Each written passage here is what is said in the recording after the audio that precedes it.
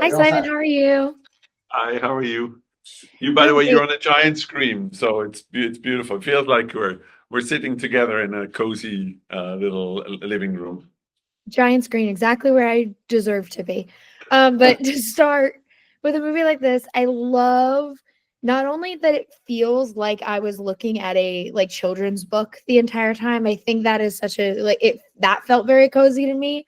But I also love that I could recognize voice actors as they were coming out, but I only saw their characters. Like even Jodie Whittaker, I was like, I know that's Jodie Whittaker, but I'm Yeah, looking at this mom. I'm yeah. not thinking of her.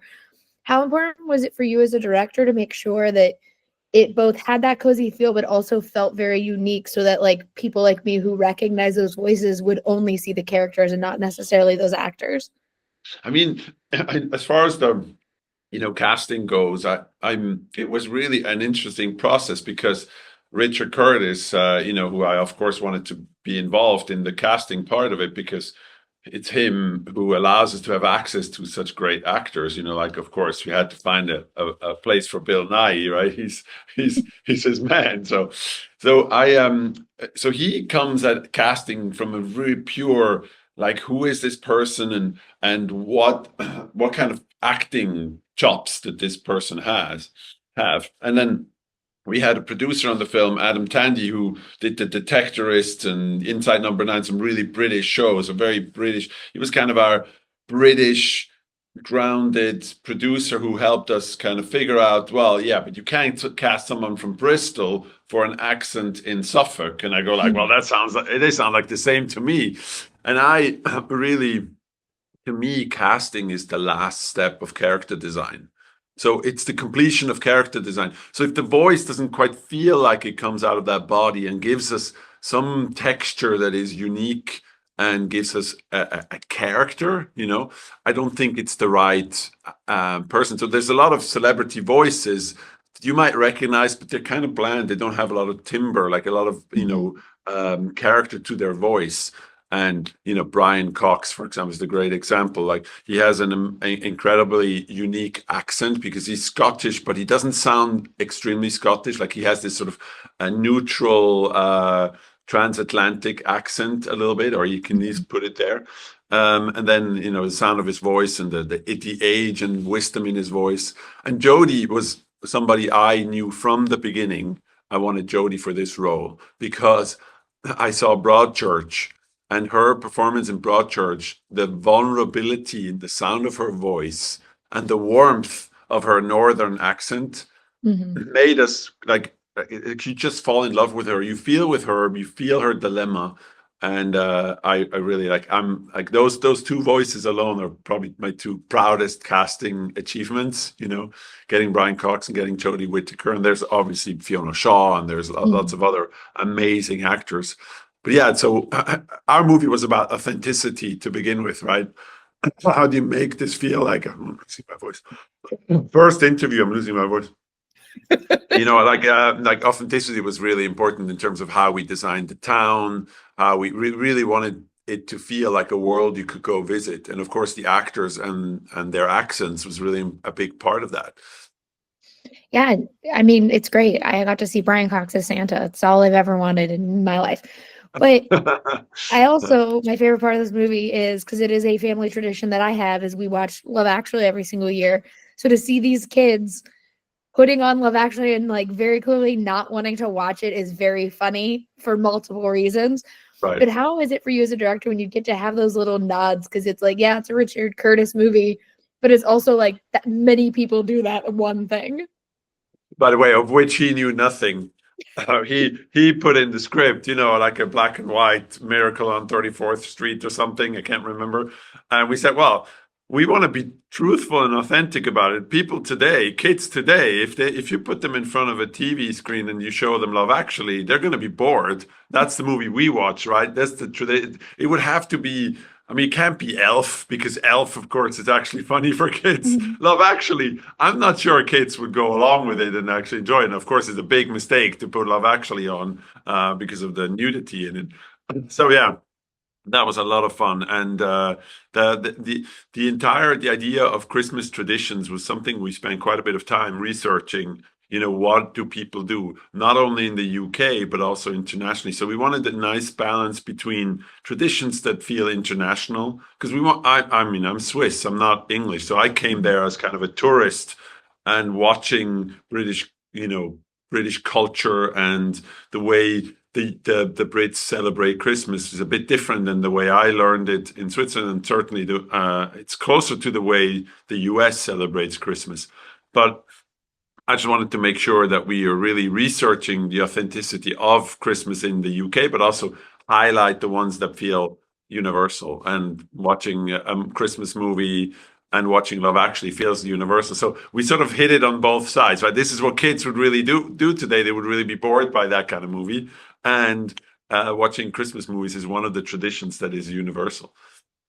Yeah, and I also too I love that this story is a bunch of kids kind of on an adventure because like I'm a Goonies kid, so it was like, yeah, this is a bunch of kids just running around at Christmas 100%. time on some adventure.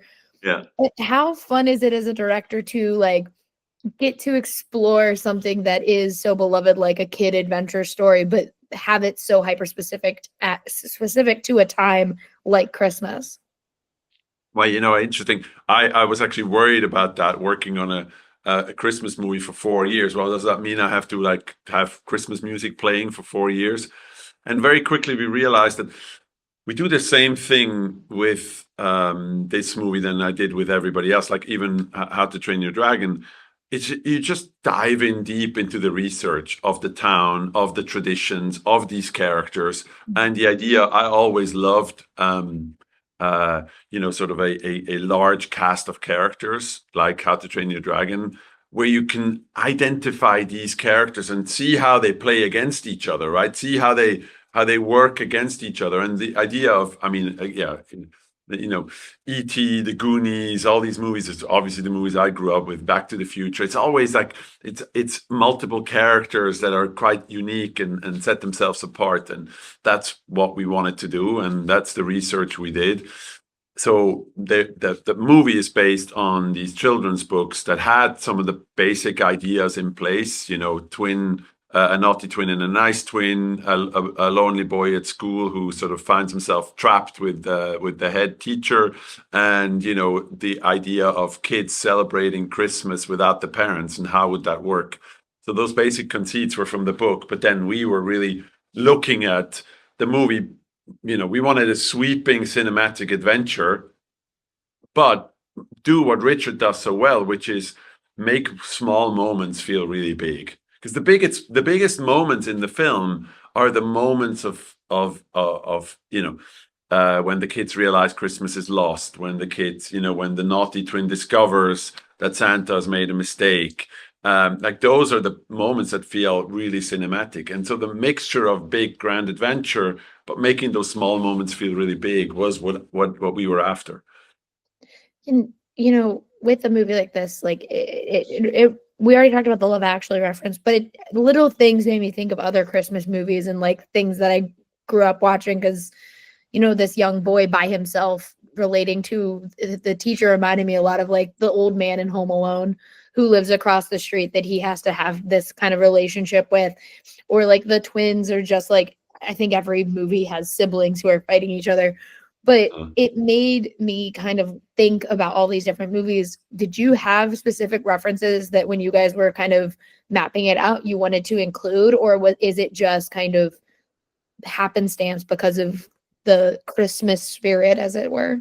I mean, not so much. I don't think we were referencing specific movies, and if we did, there were some short films that we really loved. Like, and it was more about the look and the feel of it. Like, there's a British short called oh God, I'm blanking on it. It's a John Lewis commercial about a little girl who participates in this dance contest, and the dad's not interested until she's up on stage and freezes, and then he dances along with her. It's beautiful. It's directed by um, Elliot Deer, and so that one. And there's an Apple commercial called "Share Your Gifts." Mhm. About a girl who sort of lives in her bedroom, and what we were referencing was the feeling of this kind of natural tactile feeling of stop motion films. You know, they feel authentic because the textures are real, the world is real, and it sort of makes you believe in it. So we weren't referencing specific movies. I mean, yes, like there are universal ideas in it, but they really came from the books, in my Mhm. mind. So we were referencing the books more than other films. I mean, you know, Richard, I know is heavily inspired by, films like, God, today I can't pull any references out of my brain. Um, yeah, like he references these movies of like multi-threaded storylines, like, really, uh, God, I can't pull the references out of my brain, but like multi-threaded Mhm. storylines is always interesting because he finds it interesting that you have something happening here and then you jump to this storyline and you don't quite know how these interlock. Like if you rewatch Love Actually, you don't quite know the order of things Mhm. because there are multiple storylines, you know? Yeah, and that works very well with these kids because you don't know what their actual relationship with is in school and how Yeah. they all kind of interact with each other until kind of that end montage when they're all together and they have to work with one another. But speaking of the kids and the design I of the guess, kids, sorry, I was just remember Pulp Fiction, for example, is one of the references. Like he loves Pulp Fiction because it's multiple characters that you're following along. Has nothing to do with our movie, but the way the story is thrust forwards by jumping into Mm, these different plot lines. Yeah, that's sort of what he was referencing. that's now it's going to be a letterbox category of movies like that that Well, Christmas and Christmas the other one was Robert Altman. You know, Robert Altman Oh, films. You yeah. know, so it's Well, it's the same. It's the same for the same reasons. yeah. Well, I want to ask about the kids though, because the design of them I love because none of them feel or look the same. Even the siblings, they have their own unique differences, which I think a lot of the times, especially animated siblings, they look very like eerily similar to each other, and that's not necessarily real. Like siblings don't look that way. Yeah, yeah, How important was it for you to make every single one of these kids its their own unique character, even the twins who do look like each other, but they are so drastically different yeah. from one another? I mean, in the twins' case, it's actually an identical puppet. They're digital puppets. They're copies of each other. Mhm, We just have changed the hair. What we're focusing on is in the animation. I think a lot of the idiosyncrasies of the characters comes through the way they're performing. But I got to give credit to our character designer. Like we did quite a bit of research on, what sort of characters live in this part of the world. Like we did a lot of drawings of people there, and then we took those ideas and really worked very closely together. Uwe Heicherter is his name. He did like revolting rhymes and lots mhm, of beautiful short stories that he worked on. And together we were researching these characters quite well. And what was really important to us was simplicity and accessibility through their faces, but then be really specific about, clothing design and costume designs.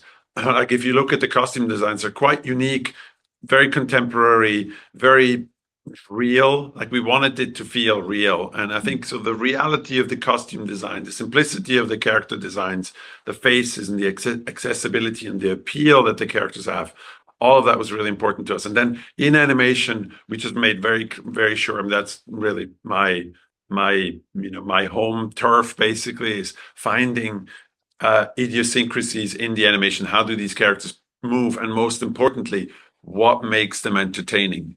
Like, what is entertaining about Charlie versus what is entertaining about Sam?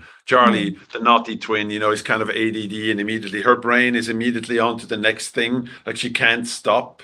mhm. And, her elbows are out. She's a bit floppy. Whereas Sam is all internal, like she pulls it all in. And when she's stressed out, she starts pulling on her pigtails, which I find funny. I find that entertaining. So that contrast between these two characters, who are essentially the same puppet, is what makes it entertaining. I think you latch onto those things because you recognize them in your life. And so I'm very much about that, finding things that people recognize in their own lives.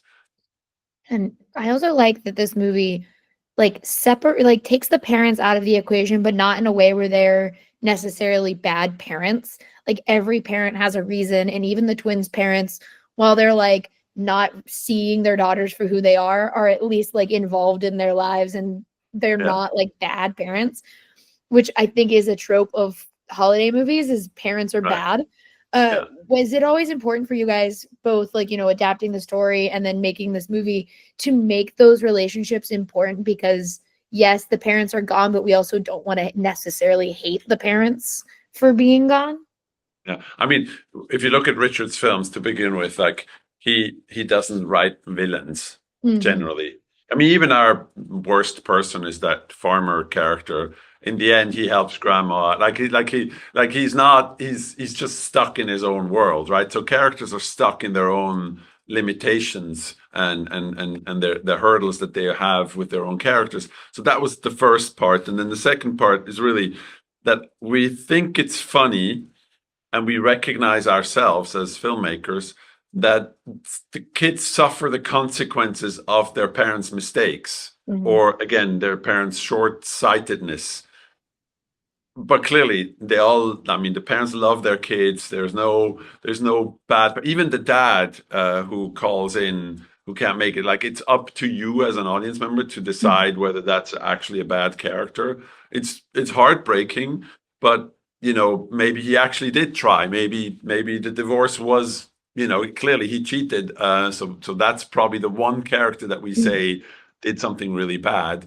But it's not about that. It's about the way the kids deal with it and the way we parents recognize ourselves in the parents' mistakes. Like, should they really have gone to the wedding in the middle of a snowstorm? No, they thought it was going to be okay. It's just a ferry ride, right?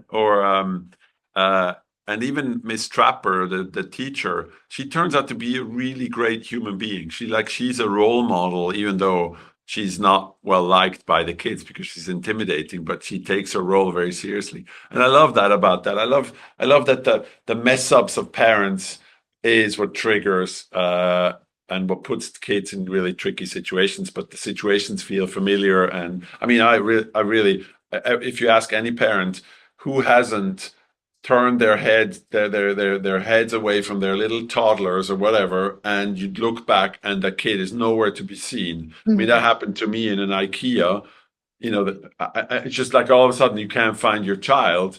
That's horrifying. And then that happens to Bernadette. And Bernadette is that threshold character who goes from Mhm. childhood to having actually some responsibility. So I like that it's all kind of relatable. Well, thank you so much for talking with me. I really appreciate it. I think this movie is so cute, and I can't wait for one day to get to see it.